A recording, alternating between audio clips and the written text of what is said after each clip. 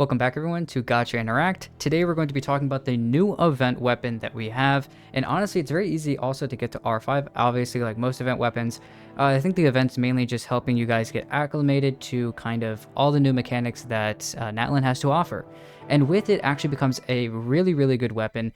And in my personal opinion, I think there's probably one character fits on the best, and it does actually have some usability on some other characters. So we want to talk about the weapon and then go ahead and talk about some possible characters that you could use it on if you don't have the quote-unquote best character that we're going to look at.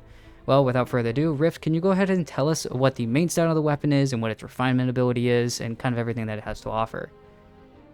Yeah, so if you have this weapon through the event, at level 90, it's going to have a main stat of HP percent sitting right at 41.3%. And when we take a look at the ability, at Refinement 1, when you attack and hit an opponent, you're going to deal AoE damage equal to 40% of your max HP at the target's location. And this effect can be triggered once every 15 seconds. So it's a little nice add-on damage to your total team damage, which is, that's going to be great. But if you're refining this all the way to R5, which should be easy considering it's an event weapon and you're going to be playing the event, getting all those extra refinements, that's going to double from 40% to 80% of your max HP. So obviously, like you were just stating, Vixen, it makes a lot of sense for one of its particular characters, the newest character being Mualani, because she's an HP scaler. But I guess, Vixen, what are some of your initial thoughts on other units this could be useful for? I mean, obviously it's going to be other HP scalers. Yeah, I mean, exactly. Like you said, you put it perfectly. I think that overall, for most people out there, Mualani is going to be the best character that you put this on. She's a very focused on one target. Kind of her entire kit actually puts a kind of limit actually on doing damage to multiple targets at one time. What that allows you to kind of do is allows you to focus only on one enemy at one time, and that can kind of mess you up when you're looking at other characters. But this weapon can allow you to actually hit an AoE hit for more than one enemy at one time, which allows her to be a little bit more useful for waves of enemies type of thing. But in my personal opinion, there are other characters that can use this, although it's very difficult because you need a catalyst character, someone who scales off HP, and you have to make sure that they are a damage dealer. So Right. it's very difficult in terms of finding another character. I think the first one that pops into mind, though, is the other damage-dealing catalyst character in Hydro, and that is Nevalette. Now, Nevalette obviously does a lot of damage, and honestly, scaling a bunch through HP is really good for him. And sometimes, in my personal opinion, I even run an HP percent Goblet over an Hydro damage bonus Goblet, which just goes to show how well he goes off of HP personally. So I think that running this could allow a lot more of a lot better of an ability really with Nevalette. Once again, he's already really good at AoE, and he loves to get right up in people's faces or enemies' opponents' faces, as well as he's constantly trying to create those little balls of water basically to pick up and then immediately blast them in the face with kind of his entire just charge attack. So I think in general, Nevalette's the backup character.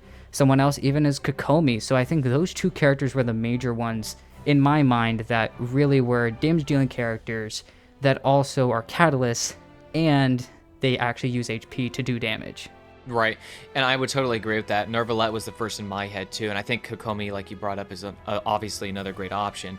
One of the biggest things I was thinking about is, and I kind of want to hear your opinion. You keep saying that this one is kind of wanting to be on a damage-dealing character. So, what I guess is your opinion on a character like Baiju? We know he likes the HP, and so the main stat's good. Is the ability still okay? Well, I totally agree. I think it can be, and I think that's the thing that can work. And you make a good point, because characters like Baiju are constantly hitting attacks from off field. And so as you've talked about, all it takes is you to do an attack against an opponent. And from both bursts, hitting targets is attacking an opponent, which could allow for just more team damage for a lot of teams. Baiju is really focused on going for a maximum amount of HP all the time. You're really not making him a damage character, mainly your main healer, which he mainly goes for. So it makes sense. But once again, allowing teams that you're probably putting him possibly with an Alhaitham or something like that, where Alhaitham is really the major damage dealer, possibly even Kuki.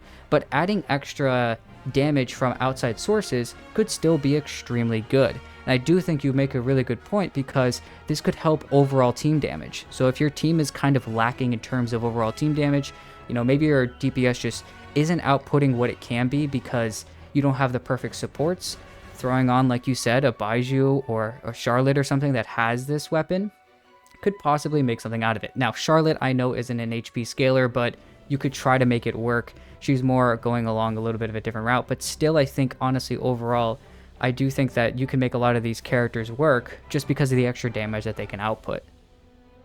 Right. I think Baiju for me is one of the top examples because he likes the HP. He can really use that, and it's a very good free-to-play option. Easily R5'd. If you do have Baiju and you don't have his weapon, it's definitely an option. So I would, put that out there.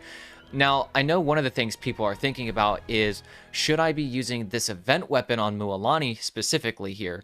Or is the craftable, the new Natlan craftable, Ring of Yaksche, or however you say it, is that also a viable option? Which one's actually better? And I guess that's something we can look at here.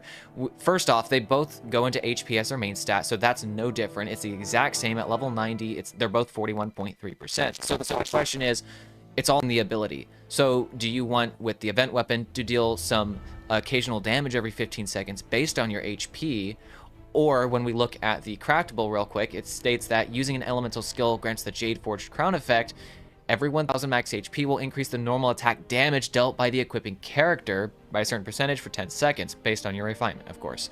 Now, normal attack damage can be increased this way by a maximum of 16%. So, I think, for me personally, when looking at these two weapons, between the two, I like this one better because it's specifically helping Mualani's normal attack damage, whereas the other one is just kind of a true damage thing that's happening, just happening on occasion.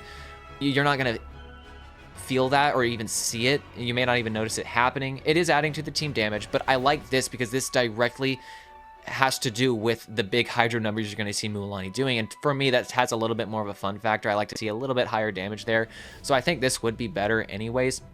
Yes, it's craftable, so it's not as easily refined as the event weapon is, because that one's going to be really easy to get to R5 through the event. Now, you still can R5 this, you just have to craft it 5 times. And is that possible and totally free to play friendly?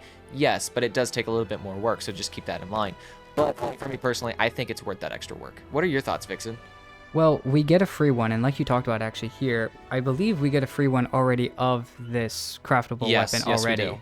So all you have to do is get it 4 more times. The issue, like Shrift was talking about, is getting the belays. There are new belays in Natlan, meaning that there are different types of materials, new belays that you're going to have to get. So all the belays you've used cannot craft these ones, basically from what I know at least now. So I guess the question is, if we need the belays from Natlan, if I'm keeping that correct, it's going to be very difficult to get this to R5, like you've already stated. Whereas the other weapon does have its ability to get immediately to it. So really it's depending on this weapon at R1, not this weapon at R5, but really what can it do at R1 versus R5. And like you said, I still think that this weapon, the Ring of Yaksha, is technically better. I just personally do like it. I like the normal attack damage increase, and obviously getting that based off her max HP is hitting. And this is going on for 10 seconds, which Mualani can stay, especially if she's picking up those puffers and whatnot, getting more Night Soul points. It allows a lot more of a usability with Mualani. And I think every 15 seconds a big damage hit isn't really that great, which is why, as we talked about, other characters like Baiju or something like that are probably going to be more prone to using this weapon kind of anyways, or Barbara even, who are HP scalers, and they kind of more focus on doing damage every now and again. So if Barbara does do damage every 15 seconds somehow and just do a normal attack somewhere, get an extra little bit of damage out for the team could be helpful. And Baiju will be doing that with his burst anyways. But I totally agree with you. I do think that this weapon for Mualani is better. Right. And another thing I guess to think about is this specific catalyst, when looking at all the other catalyst users again, the only HP scaling normal attack damage catalysts are Mualani, but then there's also Kokomi. So this is a good free-to-play option for a Kokomi haver. If you already have Kokomi, you can use it for her. The other catalyst, I think, is going to be better for those characters you mentioned already, like Barbara, Baiju, just to get the extra team-wide damage, because they will, especially Baiju, he's going to be doing hits without you even thinking about it, so he will be proccing the event weapon. I think it's a good free-to-play option for Baiju. So that's just my thoughts on that. I think the new Natlan craftable that everyone has a copy of, because, well, Genshin gave it to everyone, you're either using it on Mualani or Kokomi, or you're not using it at all, because no one else really wants it, because the event weapon is just going to be better Baiju if you have him, or Barbara too. Well, I mean, I think that's everything we have talking about this event weapon. If you guys did like the video, please go ahead and like, subscribe. If you guys are going to use this weapon over the other one for Moalani, please go ahead and let us know down in the comments. If you guys have any other characters you guys think might work better or worse with the weapon, and you guys are like, no, I totally disagree with you, this weapon is garbage, still let us know down in the comments, as well as we can just help with anything else, I guess, in the future. But once again, that's everything we've got in this video, so thank you guys for watching the video. We'll see you guys in the next one.